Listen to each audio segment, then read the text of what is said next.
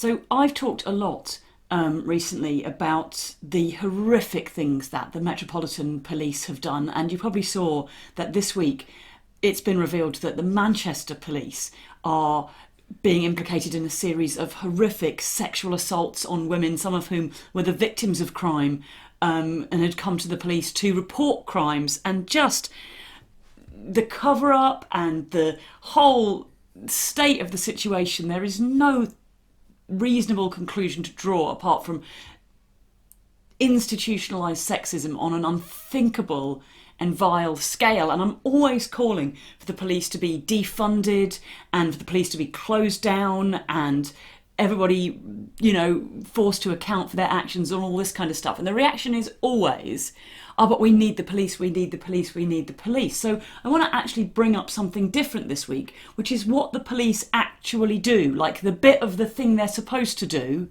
that they actually do, because I found this fascinating little graph, and this is data from the Home Office. It was published in the Times, so this is not me sort of cherry picking some particular data. They're comparing the charge rates, like the percentage of people who, when somebody comes and says a crime has been committed, the percentage of those occasions that lead to a charge, and between 2023 going back to 2015. So it's not even like decades and decades ago. It's like a relatively recent piece of time. During that time, residential burglaries, the charge rate has gone from 10%, which is already tiny, right, down to 4%. If you have your bike nicked, the chance of somebody being charged is now down to 2%. If you have something stolen from you, the chance of someone being charged for that is now 1%. If your vehicle is stolen, the chance of someone being charged with that is now 2%. Criminal damage to a dwelling, the charge rate is now 4%. Assault with injury. It used to be a 25% charge rate, still, not what we would like, but 1 in 4 people who assault someone getting charged. It's now 5%, 1 in 20 people who assault with injury can expect to get charged. They don't do anything anymore. They don't do the only reason that we've got them.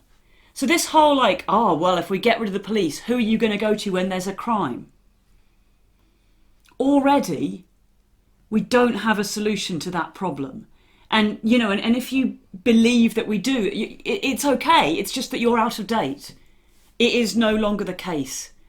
At very best, you can menace criminals with the police will come and get you. But the reality is, sadly, that they won't.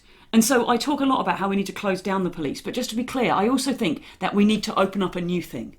We need to open up a new crime investigation agency. And I've said before, I think we should have it as individual groups who target different sorts of crime so that they can specialise more effectively and be skilled up and specialise as well in how victims are supported and looked after.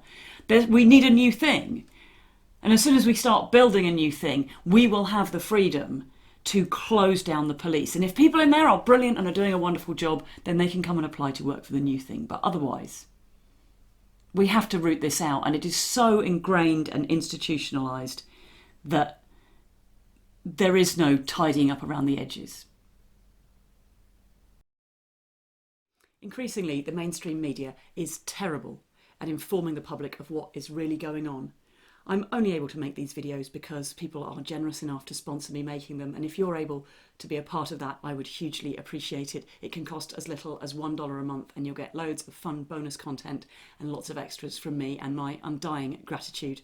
I also massively appreciate it if you're able to share these videos and let people out there know what's going on.